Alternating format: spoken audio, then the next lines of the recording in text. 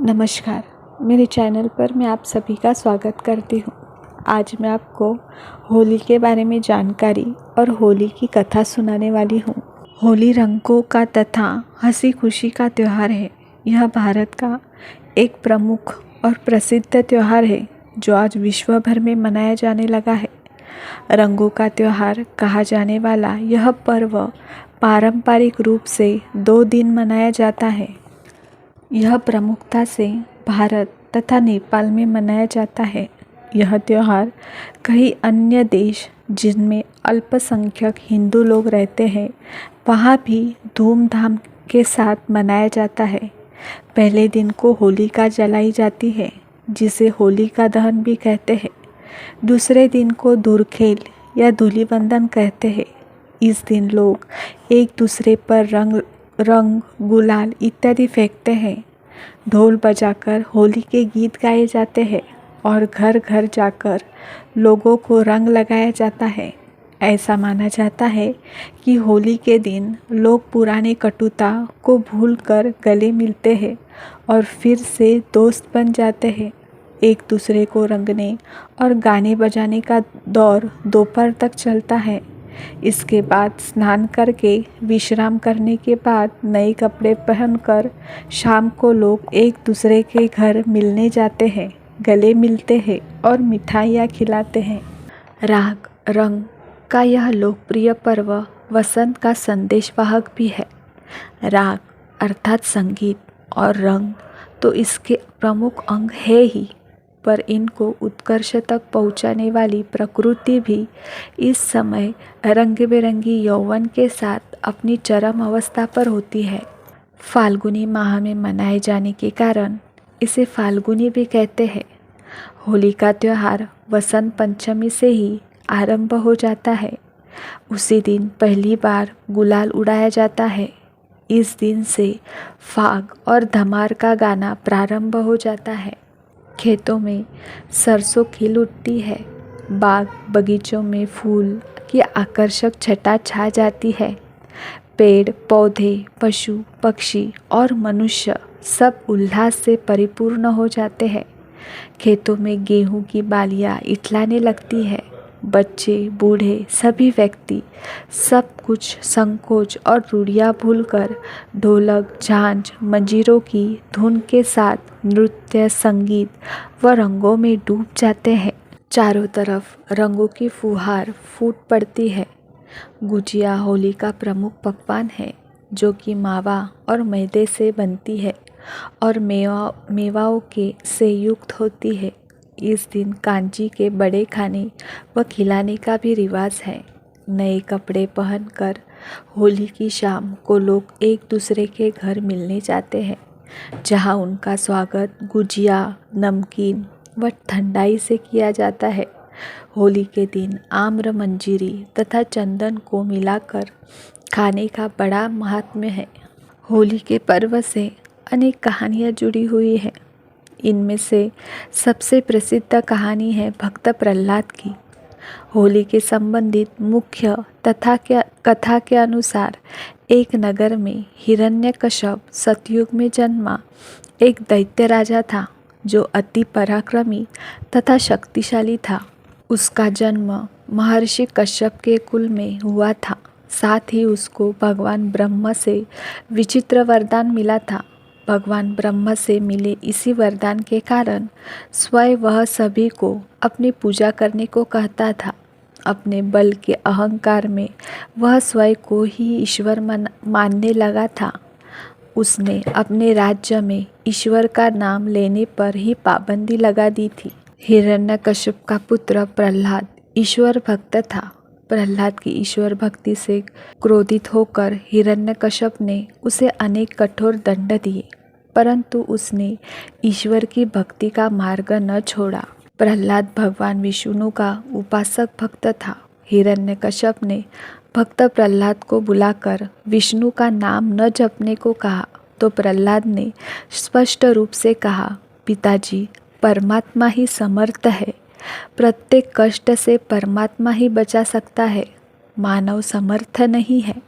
यदि कोई भक्त साधना करके कुछ शक्ति परमात्मा से प्राप्त कर लेता है तो वह सामान्य व्यक्तियों में तो उत्तम हो जाता है, परंतु परमात्मा से उत्तम नहीं हो सकता।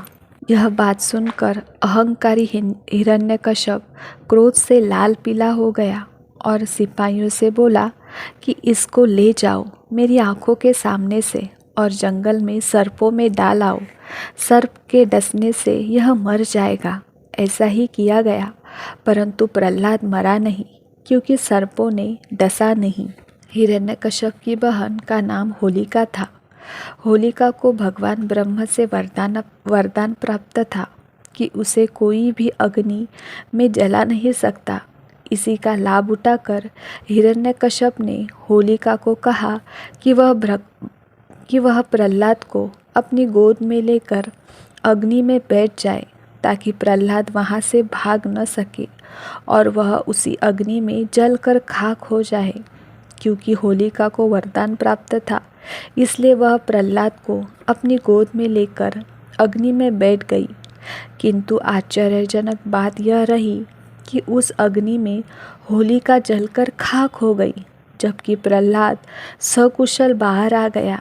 दरअसल भगवान ब्रह्म ने होलिका को वरदान देते समय यह भी कहा था कि यदि वह इस वरदान का दुरुपयोग करेगी तो यह वरदान स्वयं ही निष्प्रभावी हो जाएगा। आग में बैठने पर होलिका तो जल गई, पर प्रहलाद बच गया। ईश्वर भक्त प्रहलाद की याद में इस दिन होली जलाई जाती है। प्रतीक रूप से यह भी माना जाता है कि प्रहलाद का अर्थ आनंद होता है और वैर और उत्पीड़न की प्रतीक होलिका जलती है और प्रेम तथा उल्लास का प्रतीक प्रहलाद अक्षुण्य रहता है। भगवान विष्णु वैकुंठ में बैठे अपने भक्त प्रहलाद पर यह सब अत्याचार होते हुए देख रहे थे तथा धीरे धीरे उनके क्रोध का घड़ा भरता जा रहा था। एक दिन हिरण्यकश्यप प्रहलाद से विष्णु के होने का प्रमाण मांग रहा था। तब प्रहलाद ने कहा कि वे तो कण कण में है। इस पर हिरण्यकश्यप ने अपने भगवान के एक स्तंभ की और इशारा करते हुए कहा कि क्या वे इसमें भी है। तब प्रहलाद ने इस पर हाँ में उत्तर दिया। यह सुनकर हिरण्यकश्यप ने क्रोध में वह स्तंभ तोड़ डाला। जैसे ही वह स्तंभ टूटा, उसमें से भगवान विष्णु का अत्यंत क्रोधित रूप नरसिंह अवतार में प्रकट हुआ, जिसका आधा शरीर सिंह का था तथा बाकी का आधा शरीर मनुष्य का था। उस नरसिंह अवतार ने हिरण्यकश्यप को उसके भवन की चौखट पर ले जाकर संध्या के समय अपने गोद में रखकर नाखूनों की सहायता से उसका वध कर दिया। इस प्रकार भगवान विष्णु ने उनको मिले वरदान की काट ढूंढकर हिरण्यकश्यप का अंत किया था तथा उसका उत्तराधिकारी भक्त प्रहलाद को बनाया। पौराणिक नज़रिए से होली का पर्व भगवान शंकर, कृष्ण और विष्णु से जुड़ा है। होली शिवरात्रि के ठीक 15 दिन बाद मनाई जाती है। शिवजी हमेशा साधना में लीन रहने वाले वैरागी थे। कामदेव ने कैलाश पर्वत में जाकर भगवान शिव की साधना को भंग करने और उनके अंदर काम वासना को जागृत करने की उद्देश्य कोशिश की।